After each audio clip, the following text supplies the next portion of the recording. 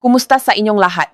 Ako po si Dr. Altia Ramos, isang doktor na may 35 taong karanasan sa medisina at ngayong araw ay susuriin natin ang paksang mga panganib ng ilang uri ng seafood sa ating mga bato, kidneys, at ang 5 uri ng seafood na dapat iwasan ng may mahinang bato. Mga mahal kong kababayan, may isang datos na talagang gumulat sa akin nang basahin ko ang ulat ng Department of Health Doha ng Pilipinas. Sa kasalukuyan, tinatayang nasa 7 milyong Pilipino ang nakakaranas ng problema sa bato at ang rate ng chronic kidney disease sa mga taong higit 50 anyos ay tumaas ng 3 beses sa loob lamang ng 10 taon. Ang nakababahala rito, higit sa 30% ng mga kasong lumalala ay namumula mismo sa mga pang-araw-araw na pagkaing inaakala ninyong masustansya, lalo na ang nga seafood o pagkaing dagat. Marami sa atin ang naniniwala pa rin na ang seafood ay mayaman sa calcium, mabuti sa puso at nagpapalakas ng katawan.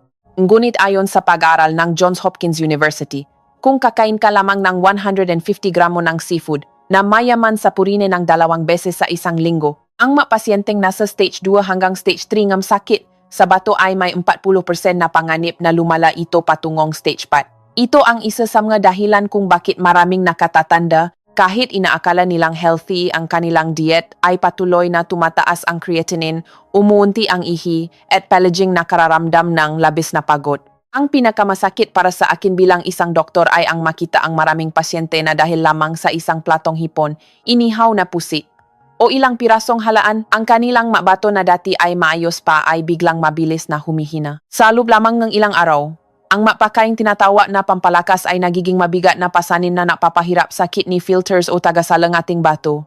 Magugulat kayo na sa 5 sikat na seafood na ibabahagi ko, may isang uri na halos lahat ng pamilyang Pilipino ay kinakain ng ilang beses sa isang linggo. Ang pagkaing iyon ay mukhang masustansya at pamilyar, ngunit ito pala ang patagong nagpapataas ng creatinine na hindi inaasahan ng marami.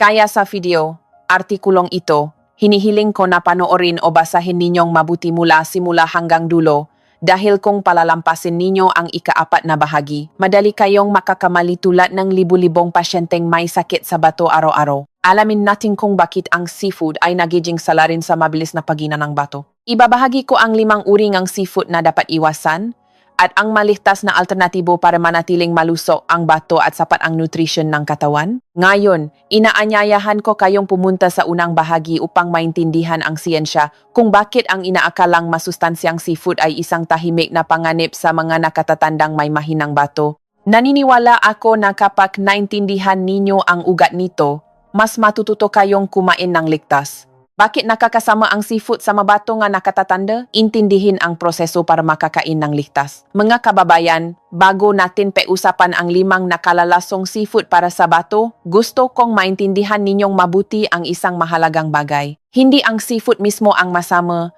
ang totu, ang nga bato nga taong lampas 50 anyos ay hindi na kasing lakas nung sila ay bata pa. Kapag naintindihan ninyo ito, malalaman ninyo kung bakit sa iisang pagkain ang taong may malusog na bato ay walang nararamdaman, habang ang taong may mahinang bato ay nakararamdam na kapagod, manas, at mabilis tumaas ang creatinine. Ayon sa medikal na literatura, pagkatapos ng edad na 50, ang kakayahan ng bato na maksala ay bumababa ang halos 1% kada taon. Ibig sabihin, patuntong ng edad 60, bumaba ng higit 10% ang kakayahan nating maglabas ng lason sa katawan. Para sa mga taong may kasamang sakit tulad ng diabetes, high blood, fatty liver o metabolic disorders, mas malaki pa ang ibinababa nito. Dahil dito, hindi na kayang iproseso ngang bato ang dami ngang waste products mula sa pagkaing dagat na mayaman sa protina kumpara nung sila ay malakas pa. Ang seafood, lalo na ang hipon, pusit, alimango, isda sa malalim na dagat, at halaan, ay may 3 uri ng kemikal na hirap iproseso ng mahinang bato. Una ay ang purine, na nagiging uric acid pagpasok sa katawan.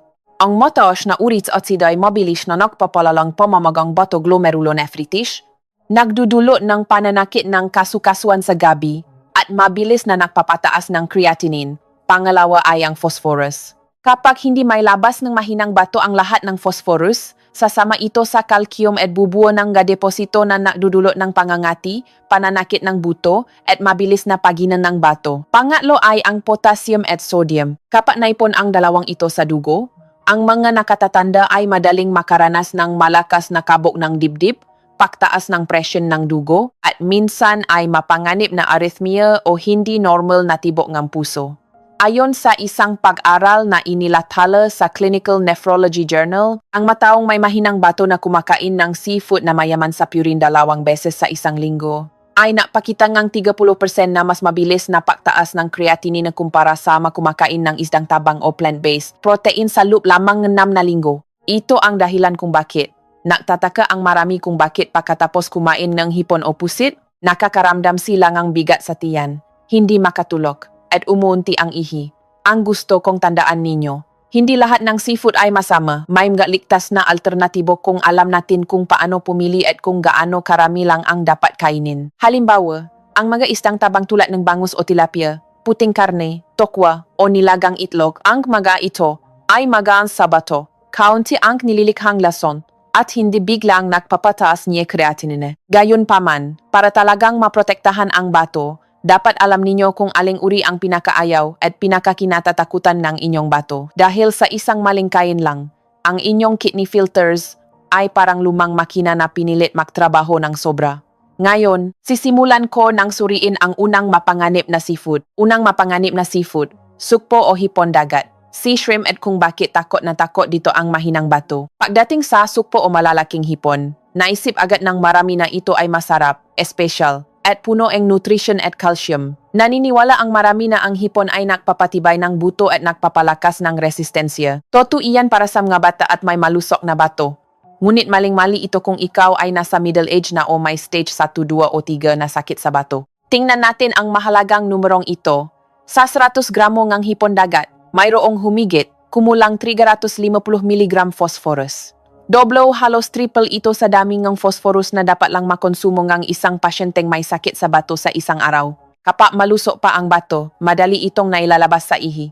Ngunit kapag mahina na, naipon ang sobrang phosphorus sa dugo. Sasama ito sa calcium at bubuo ng mga deposito sa mga ugat ng dugo, soft tissues at kasukasuan.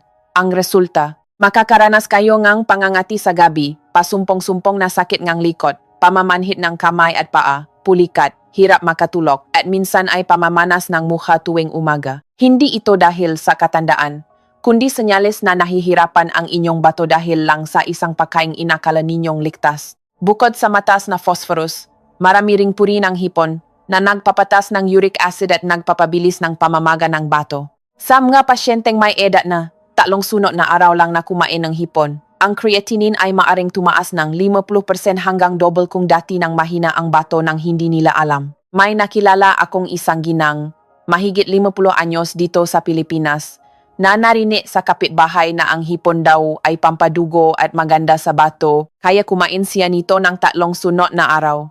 Pagkaraan ng ilang araw, namanas ang mukha niya, bumigat ang katawan, at halos walang lumabas na ihi. Pag-check sa kanya, halos dumobla ang kanyang creatinine. Patunay ito na ang bato nga nakatatanda ay hindi na kayang dalhin ang sobrang protina at phosphorus ng hipon. Ngunit huwag kayong masyadong maalala.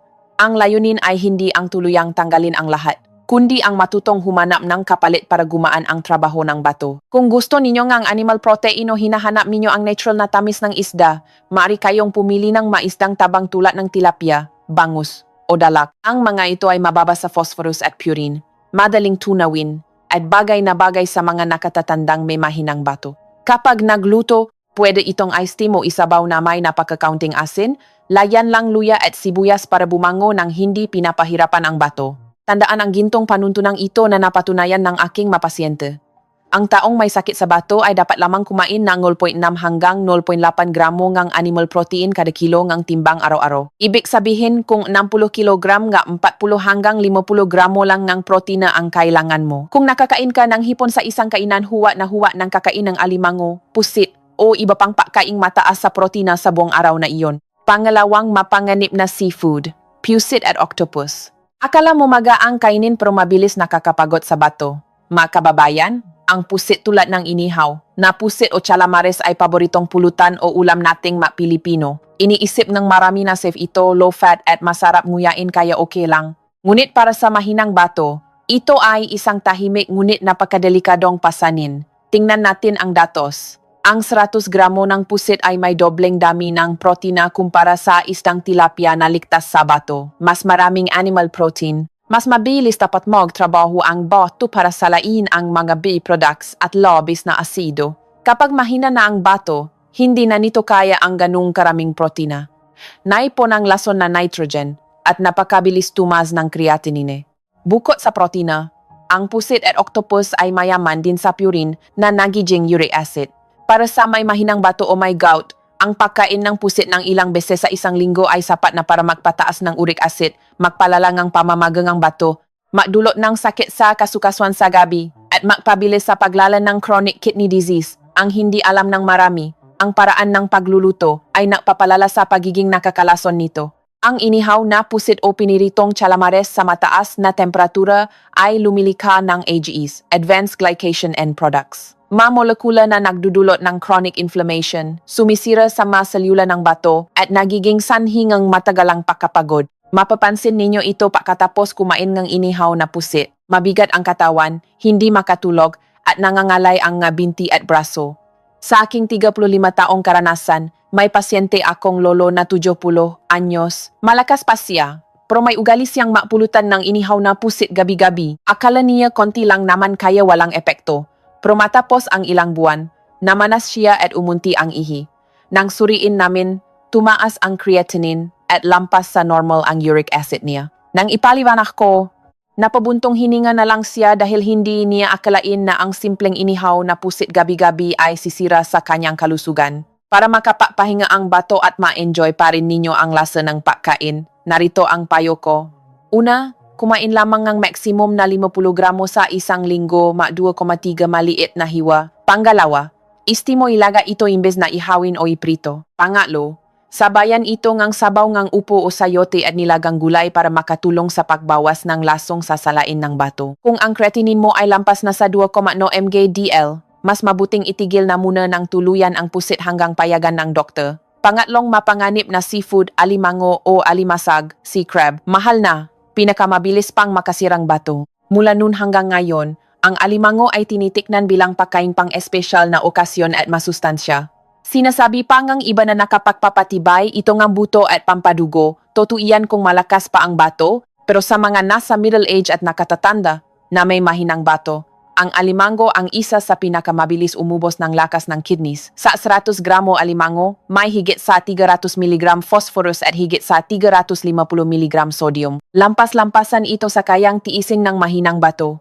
Ang phosphorus, kapat na ipon, ay sumasama sa calcium para gumawa ng deposito sa ugat at kasukasuan. Ang resulta, matagal na pangangati, pananakit ng buto, pulikat, pamamanas ng paa, at insomnia. Ang sodium alat naman ay isa ring malaking problema. Pinapanatili nito ang tubig sa katawan, water retention, nagpapataas ng BP, at nagpapahirap sa puso. Para sa mga may mahinang bato, kung kakain ka na alimango 2,3 beses sa isang linggo, mabilis tataas ang creatinine. Bukod pa rito, ang nga alimango ay nakatira sa pinakailalim ng dagat, kaya madali silang makasipsip ng heavy metals tulad ng mercury at tingga. Ang nga heavy metals na ito, na karaniwang nakikita sa ilang katubigan sa Pilipinas dahil sa polusyon, ay hindi na ilalabas ng katawan. Naipon ito sa tisyungan bato at tahimik na sinisira ang maselula. Gumamot akong 60 anyos na pasyente mula sa Metro Manila. Stage 3 CKD na siya pero mahilig pa rin sa alimango. Sabi niya, 2 piraso lang naman tuwing linggo. Dok, pakaraan ngang 3 buwan, ang kanyang phosphorus ay tumaas ng 1 to 5 times, pati ang creatinine niya. Palagi siyang pagod, makati ang katawan, at medyo hinihingal. Nang malaman niya ang dahilan, napailing na lang siya dahil hindi niya akalain ang tindi ng epekto nito. Kung gusto ninyong omega-3 o proteinang isda, lumipat na lang sa istang tabang tulad ng dalak, tilapia o hito. Mas mababa ang heavy metals at phosphorus nito kumpara sa alimango. Ligtas din ang Norwegian salmon. Iluto ito ng may sabaw o paksiw na konti lang ang asin-asim. Iwasan ang niluto sa mantikilya, butter garlic, o maalat dahil mabilis itong magpamanas. Pangapat na mapanganib na seafood, isda sa malalim na dagat, deep sea fish. Pamilyar pero patagong nagpapataas ng creatinine. Maraming Pilipino ang naniniwala na ang isda sa dagat tulad ng tuna, tulingan, tambakol o tanige ay napakaganda para sa puso at blood pressure dahil sa omega-3. Totoo iyan, ngunit para lamang sa mga bata at may malusok na bato. Pagdating ng middle age, lalo na kung humihina na ang bato, ang deep sea fish ay nagiging pabigat.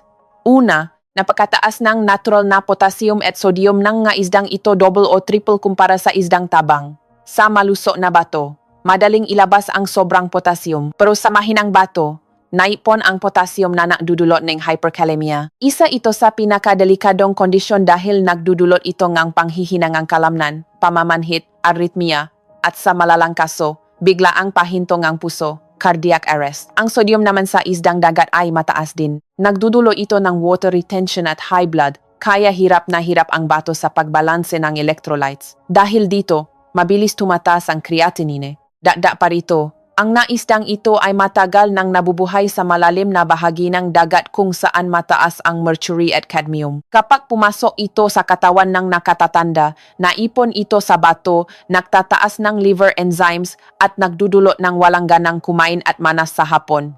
Sa isang medical na kumprensya sa Amerika, natuklasan mula sa 1,200 pasyente na ang makumakain ng deep sea fish 3 beses sa isang linggo ay may 18x na mas mataas na panganib ng hyperkalemia at 17% na mas mabilis mapunta sa stage 4. Kadat, kaya pinayuhan ko ang mga pasyente ko sa Maynila at mga probinsya na lumipat mula sa isdang dagat patungo sa isdang tabang. Sa loob lang ng 2 buwan, naging normal ang BP nila, bumaba ang potassium, nawala ang pangangati, at mas masarap na ang tulog. Panglimang mapanganib na seafood, talaba at halaan, oysters and clams. Ang tahimik na salarin ng acute kidney failure sa 5 uri na nabanggit ko. Ang talaba at halaan ang pinakakinababahala ko. Maraming Pilipino ang nag-akala na ito ay pampalakas pampalinaw ng atay at aphrodisiac. Ngunit para sa mahinang bato, ito ay labis na pasanin na pwedeng magdulot ng acute kidney failure sa loob lamang ng 24 hanggang 48 oras. Ang talaba at halaan ay siksik sa protina, zinc, purine, at phosphorus. Kapag hindi ito kinaya ng kidney filters, mabilis na tumataas ang urea at creatinine. Mararanasan mo ang matinding pagkapagod buong araw, walang gana kumain, bahagyang manas sa umaga, at minsan ay pagduduwal. Senyal, napakadelikado nito sa mga lampas 60 anyos o may diabetes at high blood. Kapag pumasok ito sa dugo, pwede itong magdulot ng sepsis, mataas na lagnat, pagtatay, at matinding pamamagang ng bato na nangangailangan agad ng emergency dialysis. May pasyente akong 50 anyos na taga Cebu, nasa stage 2 CKD, niyaya siya nga kaibigan na kumain na hilaw na talaba. Pagkalipas ng 2 araw, nilaknat siya ng matindi at hindi makaihi. Pagdating sa ospital, nag-shutdown ang bato niya at kinailangang i-dialysis ng 3 araw bago nakaligtas. Hindi niya akalain na ang inakalang pampalakas ay magdadala sa kanya sa bingit ng kamatayan. Kung gusto ninyo ng zinc at sustansya, ligtas ang tokwa, nilagang itlog at whole grains. Simpleng formula, paano bawasan ng kalahati ang pasanin ng iyong bato sa loob ng 4,6 na linggo. Para sa mga pasyenteng may sakit sa bato, hindi naman kailangang puro gamot o sobrang higpit. Kung babaguhin mo lang ang tamang pagkain, 50% ng pasanin bato mo ang mawawala. 1. Umiwas sa 5 seafood na nabanggit, hipon dagat, pusit, octopus, alimango, isdang dagat, talaba, halaan. 2. Kumain ng ligtas, isdang tabang tulad ng tilapia, bangus, hito, tokwa, nilagang itlog, 1,2 araw-araw depende sa payo ng doktor, at gulay. 3. Bawasan ang asin, dapat ay mababa pa sa 5 gramo. Wala pang 1 kutsarita kada araw. Gumamit ng kalamansi, luya, o herbs para may lasa ang pagkain. 4. Kumain ng gulay, upo, sayote, patola at madahong gulay. Mula 4 hanggang 6 na linggo na gawin ito, napatunayan ng mga pasyente ko mula Metro Manila, Cavite, hanggang Mindanao na lumilinaw ang ihi nila, nawawala ang pangangati, at bumababa ang creatinine. Mga senyales na nahihirapan na ang iyong bato, huwag balewalain. Ang bato natin ay tahimik. Hindi ito sumasakit kapag nasisira, pero nagbibigay ito ng senyales. 1. Manas na mukha sa umaga, lalo na ang talukap ng mata. 2. Kakaunting ihi o madilim ang kulay. Minsan mabula o matapang ang amoy, senyales ng nakakawalang protina at urea. 3. Matinding pagkapagod, kahit nakapagpahinga ay mabigat ang katawan. 4. Pangangati o tuyong balat, lalo na sa gabi dahil sa naipong phosphorus. 5. Pagtaas ng blood pressure, kahit normal naman ang kinakain mo. 6. Pamamanhit at pulikat sa gabi, dahil sa imbalance ng potassium at calcium. Kapag naranasan mo ito ng ilang linggo, magpatingin na agad. mga emergency na. Dapat gawin kapag pagod na ang bato. Kung nakaramdam ng mga senyales, heto ang mga agarang solusyon, hindi ito pamalit sa gamot, kundi suporta. 1. Inumin ang tamang daming tubig, 30 ml kada kilong yang timbang, hal, 60 kg 1 8 liters. Pero kung manas ka na, tanungin ang doktor mo kung dapat bawasan ang tubig. 2. Bawasan agad ang asin. Kapag na manas, itigil muna ang maalat sa buong araw para makarecover ang bato. 3. Uminom ng maligamgam na tubig na may luya sa labat sa umaga, nakakabawas ito ng pamamaga at nakakaluwa ng pagihi. 4. Huwag uminom ng pampaihi, diuretics, na walang reseta. Maraming nakakamali dito na nauwi sa pabaksak ng potassium, pangingini, at cardiac arrest tulad nangyari sa isang pasyente ko sa Quezon City. 5. Regular na magpa-blood test. Check-up tuwing 3 to 6 na buwan. 6. Kumain na lang munang lugaw, upo, o tokwa kapag pakiramdam mo ay mabigat ang katawan matapos kumain ng protina. Konklusyon, 3 gintong panuntunan mula kay Dr. Althea Ramos. Mga mahal kong kababayan, narito ang buo na dapat ninyong tandaan. Unang panuntunan, iwasan ang 5 mapanganib na seafood, hipon dagat, pusit, alimango, isdang dagat, at talaba, halaan, dahil sa taas ng purine, phosphorus, sodium, at heavy metals. Pangalawang panuntunan, kumain ng tama. Piliin ang isdang tabang, tilapia, bangus, tokwa, nilagang itlog, at kontrolin ang asin sa ilalim ng 5 gramo. Pangatlong panuntunan, magpa-check up ng regular, creatinine, urea, potassium, BP, at pakinggan ang katawan kapag may manas, pangangati, o counting ihi. Kaya pa itong maibalik sa maayos kung alagaan lang natin. Ang kalusugan ay hindi himala. Ito ay resulta ng tamang desisyon araw-araw. Ang tamang pagkain mo ngayon ay magbibigay ng kalusugan sa iyo bukas. Kung nakita ninyong nakatulong ang artikulo o videong ito, huwag kalimutang i-share sa inyong nga kaibigan at pamilya para mas marami pa tayong matulungan na protektahan ang kanilang nga bato ng maaga. Mag-iwan din kayo ng komento kung anong paksa pa ang gusto ninyong pausapan natin. Maraming salamat sa inyong oras. Nawai palagi kayong malusok, masarap ang tulog, at payapa ang bawat araw. Hanggang sa muli.